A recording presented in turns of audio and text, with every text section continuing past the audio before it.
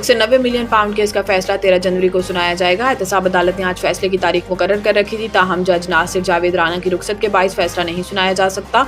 अदालती अमले ने बानी पीटीआई के वकील खालिद यूसुफ चौधरी को आगाह कर दिया। खालिद यूसुफ चौधरी ने कहा कि कोर्ट स्टाफ ने बताया है कि फैसला आज नहीं सुनाया जाएगा। अदालती अमले ने बताया कि फैसला सुनाने की अगली तारीख आज अदालत में मुकर्रर की जाएगी। अदालती अमले ने नैब और इमरान खान के वकील को आगाह किया कि 190 मिलियन पाउंड केस के फैसले के लिए 13 जनवरी की तारीख मुकर्रर कर दी गई है। केस की समाअत आला जेल की बजाय नैब कोर्ट G11 में हुई।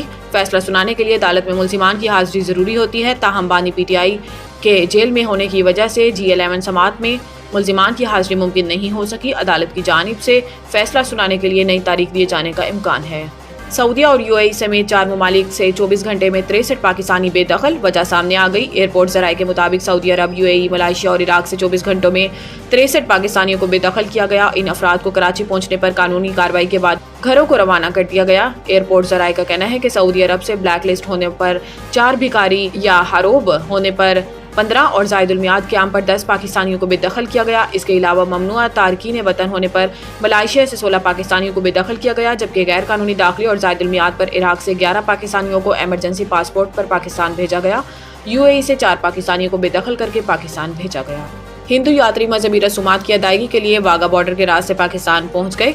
लाहौर पहुंचने पर हिंदू यात्री मीरपुर माथेलो, योग माता मंदिर आकिलपुर, साधु बेला मंदिर सखर और दीगर मजहबी मकामात का भी दौरा करेंगे। इसके अलावा यात्री शादानी दरबार, हयात पत्ताफी, घोटकी और दीगर मुकद्दस मकामात की भी ज़ियारत करेंगे। वाघा बॉर्डर पर एडिशनल सेक्रेटरी मुज़ारात और दीगर अफसरान ने हिंदू यात्रियों का इस्तकबाल किया। एडिशनल सेक्रेटरी सैफुल्लाह का कहना था कि यात्रियों के लिए फुल प्रूफ सिक्योरिटी के इंतजाम किए गए हैं।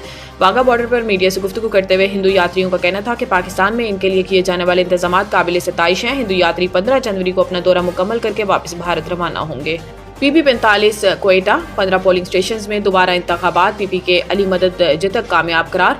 बलूचिस्तान असम्बली के हल्का PB45 क्वेटा के 15 पोलिंग स्टेशन पर दोबारा पोलिंग के बाद फॉर्म 47 जारी कर दिया गया।